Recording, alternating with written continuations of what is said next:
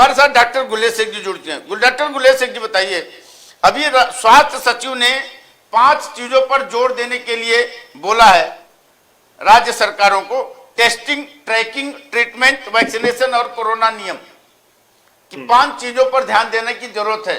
मतलब टेस्टिंग बढ़ाना है, उसको ट्रैक करना है, उसका ट्रीटमेंट करना है, और जब टेस्टिंग बढ़ेगी तो मरीजों की संख्या बढ़ेगी, मरीजों की संख्या बढ़ेगी तो लोगों में डर पैदा होगा, लोगों में डर पैदा होगा तो वैक्सीनेशन के लिए दौड़ होड़ मचेगी, वैक्सीनेशन का धंधा बढ़ेगा। तो क्या वैक्सीनेशन का धंधा बढ़ाने के लिए सारे सिस्टम बनाए जाते हैं? और लहर चीन से ही क्यों उठती है? और सबको मालूम है कि दुनिया में सारे लोगों की, सारे देशों की इकोनॉमी नीचे गई कोरोना काल में, बशर्ते चाइना की इकोनॉमी ऊपर गई। क्या चाइना के हाथ में एक बहुत बड़ा अलादीन का चिराग लगा कोरोना के नाम पर वो दुनिया की इकोनॉमी डाउन करके खुद को सुपर पावर बनने का सपना देख रहा है? क्या चाइना के जाल में पूरी दुनिया फंस चुकी है? क्या चाइना जो चाहता है वही दुनिया करेगी? क्या चाइना का षड्यंत्र है कोरोना, और उस षड्यंत्र का शिकार है सारे देश? फिर जनता क्यों भुगते? क्यों स्वास्थ्य सचिव ने यह बयान दिया? क्यों स्वास्थ्य सचिव ने चेतावनी दी कि 5 चीजों पर हमको अलर्ट रहना है? Treatment, tracking, testing, corona vaccine और नियम।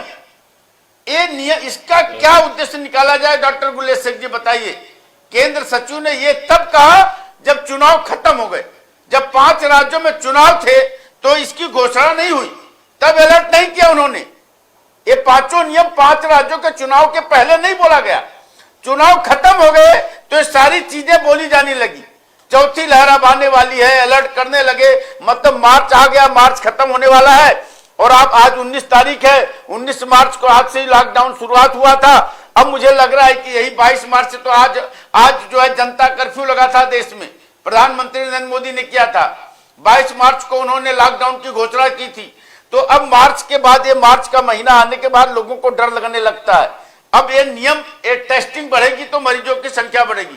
क्या फिर वही शुरुआत, हम वहीं पे गोल गोल घूमते रहेंगे, या देश की जनता को इसके दायरे से बाहर निकालेंगे? डॉक्टर गुलेश सिंह।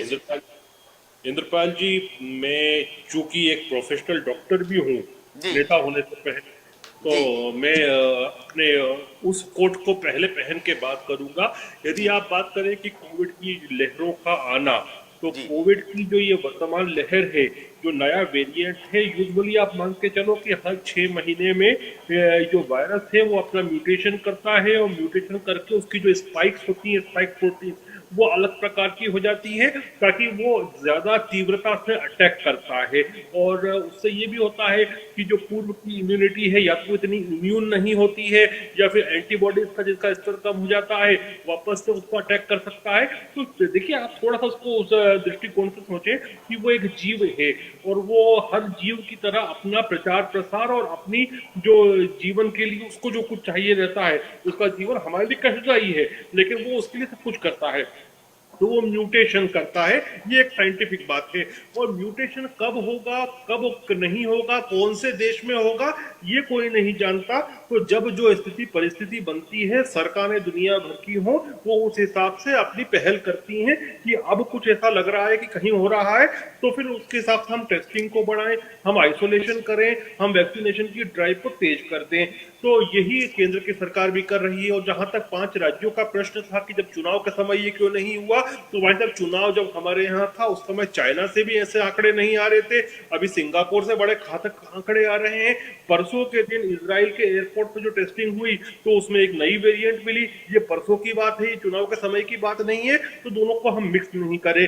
तीसरी चीज, जहां तक चीन का विषय है, देखिए मेरा तो बहुत लंबे समय से ये स्पष्ट मानना है, और मैं लिख भी रहा हूँ, इंटरनेशनल अखबारों में भी लिख रहा हूँ इस विषय पर, कि चीन की जांच होनी चाहिए। मुझे ऐसा लगता है कि ये मिलिट्री यूज से कुछ वायरस बनाया था इन्होंने, जो कि लीक हुआ है, और लीक हुआ है वुहान इंस्टीट्यूट ऑफ वायरोलॉजी से, जो जिसके विषय में आज की तारीख में कोई बात तक नहीं कर रहा है विश्व बिरादरी में। तो मुझे लगता है कि ये कहीं ना कहीं सेफ्टी मेजर्स इन्होंने लिए नहीं, जिसकी वजह से लीकेज हुआ। उसकी वजह से चीन समेत पूरी दुनिया आज सफर कर रही है, चीन भी सफर कर रहा है, हम सब भी सफर कर रहे हैं। अब चीन को इसके विषय में पहले से कितना मालूम था कि इसके साइड इफेक्ट्स कैसे होते हैं? यदि उन्होंने मिलिट्री यूज के लिए बनाया था तो क्या उनके पास पहले से उसका कुछ एंटीडोट भी था? क्या उन्होंने ये भी परिकल्पना की थी कि कैसे कैसे म्यूटेशंस होते हैं? ये शोध का विषय है। लेकिन दुख की बात है इंद्रपाल जी, आज हर कोई भूल चुका है कि चीन के वुहान से ये वायरस निकला था और पूरी दुनिया को उसने क्षतिग्रस्त कर दिया है। आज सब लोग चीन को भूलकर यूक्रेन की बात कर रहे हैं, रशिया की बात कर रहे हैं। इस तरह से चीन को एक सांस लेने की और अपने विस्तार करने की एक नई नीति मिल गई है, नई सुविधा मिल गई है। नहीं, लेकिन चाइना, देखिए चाइना से पहली बार निकला, चलिए ठीक है, उसने लीक किया, सारी चीजें हुई, लेकिन चाइना की इकोनॉमी साहब बढ़ी है। पूरी दुनिया की इकोनॉमी इसमें डाउन, आप तो इसके बारे में काफी अध्ययन करते रहे, तो अगर चाइना को इससे फायदा हो रहा है, ऐसा क्यों? जी, ऐसा क्यों? देखिए, जहां तक चीन का विषय है कि चीन को इससे फायदा क्यों हुआ, तो पहली बात तो आप ये समझिए कि जिस प्रकार के ड्रैकोनियन मेजर्स उस समय चीन ने लिए जब वुहान से ये स्प्रेड शुरू हुआ, वो दुनिया का कोई लोकतांत्रिक क्या कोई राजशाही वाला देश भी नहीं ले सकता। और किस प्रकार से लोगों को रोका, उसमें कितने मारे गए कितने नहीं मारे गए कभी आप पता भी नहीं चलेगा। इनके मिसमैनेजमेंट में कितने मारे गए होंगे या इनके आइसोलेशन के चक्कर में कितने मारे होंगे वो भी कभी मालूम नहीं पड़ेगा। तो उन्होंने कंटेन बहुत आसानी से किया, और जहां पर इन्होंने कंटेन किया उसके विपरीत स्थान पर जहां पर कोविड का इतना ज्यादा नहीं था रेजिम उस समय, तो वहां पर इनका इंडस्ट्रियल प्रोटेक्शन चालू रहा। जब दुनिया की सारी इंडस्ट्रीज बनती तब भी चीन जो अपना प्रोटेक्शन कर रहा था। तो ये मानवता को मार कर प्रोटेक्शन करना और अपनी इकोनॉमी कैसे चलाना है ये कोई चीन को देख सकता है, लेकिन वो अच्छी बात नहीं है। तो ये बात सच है कि चीन ने अपना इकोनॉमिक विस्तार किया है उस कालखंड में भी जब पूरी दुनिया बंद थी, लेकिन उसको करने के पीछे जो तरीका था बहुत ज्यादा ड्रैकोनियल तरीका था। लोगों को कंटेनरों तक में भी बंद किया है इन्होंने कुछ दिन पहले तक भी, जो इनको विंटर ओलंपिक्स करने थे। तो और जिस प्रकार की पॉलिसीज चाइना करता है उसमें वो ये देखता है कि कम्युनिस्ट पार्टी को क्या बेनिफिट हो रहा है, उनका लॉन्ग टर्म बेनिफिट क्या है, उसमें कितने लोग मर जाएंगे, कितने भूखे रह जाएंगे, कितनों के परिवार उजड़ जाएंगे, उससे चीनों को फर्क नहीं पड़ता है। नहीं, अभी हमारे पास एक एजेंट मूवमेंट इंडिया का हमारे पास स्टडी आई, उन्होंने हाई कोर्ट में रिट पिटीशन दाखिल किया है कि वायरस से कोई आदमी मरता नहीं है। वायरस से कोई आदमी मरता नहीं, क्योंकि ये शरीर खुद एक वायरस का, हमारे पास वायरस के हम लोग बहुत बड़ी पूंजी होते हैं। हमारी वायरस से ही पूरी दुनिया, हमारा शरीर भी बना हुआ है। तो वायरस और बैक्टीरिया, तो वायरस कभी किसी आदमी की जान नहीं लेता, जिंदगी नहीं लेता। बस वायरस के नाम पर जो अलग अलग ट्रीटमेंट किए गए, जैसे रेमडेसिविर हो गया, हाइड्रोक्लोरोक्विन हो गया, इंजेक्शन हो गया, तमाम तरीके के जो गलत तरीके से ट्रीटमेंट किए गए, लोगों की जानें उससे गई हैं। तो ये तमाम बिल्कुल गलत बात है। ये इसलिए गलत बात है, यदि वायरस से लोग नहीं मरते होते तो फिर एड्स का भी वायरस ही है जिसने इतने लोगों की जानें ली है। और इंसानियत की इतिहास को आप देखेंगे तो कितने ही वायरस के प्रकोप आते हैं। जैसे स्पेनिश फ्लू था, वो वायरस था, वो बाद में कमजोर होते होते होते होते जो साधारण सर्दी जुकाम होता है हमको उसमें तब्दील हो गया। तो वायरस बिल्कुल मारता है। अब वो कैसे मारता है, अलग अलग तरीके होते हैं। कोई ऑर्गन्स को खराब करता है, कभी आपके लंग्स को खराब करता है, लेकिन डेफिनेटली वायरस मरता है। जिसने भी ये पिटीशन लगाई है, मुझे नहीं लगता इस पर कुछ बना है।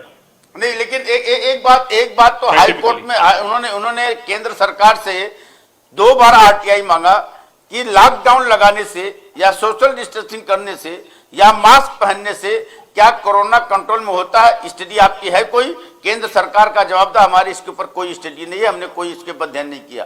फिर लॉकडाउन और ये सारी नियमों का पालन क्यों करवाया जाता है? देखिए सर इंद्रपाल जी, एक बात आप बंद चलिए। लॉकडाउन से ये होता है कि लोग आइसोलेट होते हैं, और जब आइसोलेट होते हैं तो आप जो पीड़ित व्यक्ति है, जो संक्रमित व्यक्ति है, उससे नहीं मिलते हैं। जब उससे नहीं मिलते हैं तो आपकी बॉडी में, उसकी बॉडी से जो वायरस का जो कण निकलते हैं, जब वो आदमी बोलता है या स्नीज करता है, तो जो एरोसोल्स जिसको कहते हैं कि बहुत बारीक बारीक जो कण होते हैं जो हवा में होते हैं, वो आपके में नहीं आते हैं। इसी प्रकार से मास्क का उपयोग है कि मास्क भी जब आप लगाते हो, सामने वाला भी लगाता है, तो वो एरोसोल्स से आप बच जाते हैं, तो संक्रमण का विस्तार नहीं होता। इसी प्रकार से जब डिस्टेंस होता है तो एक डिस्टेंस तक चीज जाती है। जब आप मुंह से बोल रहे हैं तो कुछ ना कुछ बारीक बारीक थूक के छींटे निकलते हैं जो आपको दिखते भी नहीं है, तो उससे प्रसार होता है वायरस का। तो इन सब चीजों को मद्देनजर रखते ही दुनिया भर में स्टैंडर्ड प्रोटोकॉल है, स्टैंडर्ड प्रोटोकॉल है। लेकिन उसमें उसमें एक चीज और है, एक चीज और है कि इसमें मास्क नहीं पहनने के ऊपर जो पेनल्टी लगाई गई, ये पेनल्टी के ऊपर कोई भी डिजास्टर एक्ट में कहीं भी प्रावधान नहीं है और न कोई इसके नियम बनाए गए। फिर भी लोगों से कई 100 करोड़ रुपए की वसूली हो चुकी है, जो इलीगल है, अवैध है, गलत है। क्या बोलेंगे इसको? सर थोड़ा सा मुझे ये बताइए कि आप यदि चीज को एनफोर्स करने के उसमें बैठे हैं, कुलदीप तिवारी शिवसेना के हैं, अभी छोड़ दीजिए बात आप भाजपा शिवसेना कांग्रेस इन सब चीजों की, आज महाराष्ट्र में कुलदीप जी की सरकार, इनके मुख्यमंत्री हैं। यदि किसी चीज को एनफोर्स करना हो फॉर पब्लिक वेलफेयर, लगता है कि अगर ये नहीं किया जाएगा तो दूसरे लोग संक्रमित होकर मर जाएंगे, चीज और फैलेगी, तो उसके दो तरीके हैं। या तो पुलिस वाले को फिर वो शिवसेना की सरकार कहेगी कि जो दिखे डंडा घुमाओ अपना, उसकी कमर पे अच्छा लठ मारो, तो फिर वो पहनेगा। या फिर उसका दूसरा सोशल तरीका होता है कि आप उससे फाइन लो, कि उसकी जेब पे बोझ लगता है लोगों को, तो फिर वो मास्क लगाते हैं। क्या करेंगे आप बताइए? बिल्कुल, बात तो सही है, लेकिन लेकिन जनता को, आम जनता जो बीमार नहीं है, जो बीमार नहीं हुआ, जिनका धंधा चला गया, भारतीय कानून में किसी को भी व्यापार करने की आजादी है, व्यापार की आजादी पर जो प्रतिबंध लगाए गए, क्या इसका मुआवजा कभी किसी ने सरकार दिया? जबकि उसमें नियम में लिखा गया अगर ऐसा कोई भी आपदा के समय कोई भी सरकार इस तरीके से प्रतिबंध लगाती है तो उसमें जितना नुकसान हुआ होगा उसका डबल हर्जाना सरकार को देना पड़ेगा। ये एक्ट में है। क्या सरकार ने कभी किसी को दिया? देखिए भाई साहब, एक बात आप मान के चलिए कि मैं भारतीय कानून की बात नहीं कर रहा, मैं कॉन्स्टिट्यूशन ऑफ इंडिया की बात कर रहा हूँ, जो आईपीसी सीआरपीसी या किसी से भी ऊपर होता है। यदि उसमें भी देखें तो कोई भी राइट जो होता है वो एब्सोल्यूट राइट नहीं होता। स्थिति के हिसाब से फॉर पब्लिक वेलफेयर उसमें कहीं ना कहीं कमी पेशी होती है। और जो बहुत सारी चीजें जो सरकारें करती है, पर सरकारें for the welfare of public करती है। और आप ये भी मत भूलिए कि भारत जो है वो दुनिया का सबसे बड़ा पॉलिटिकल लोकतंत्र ही नहीं है, आर्थिक लोकतंत्र भी है।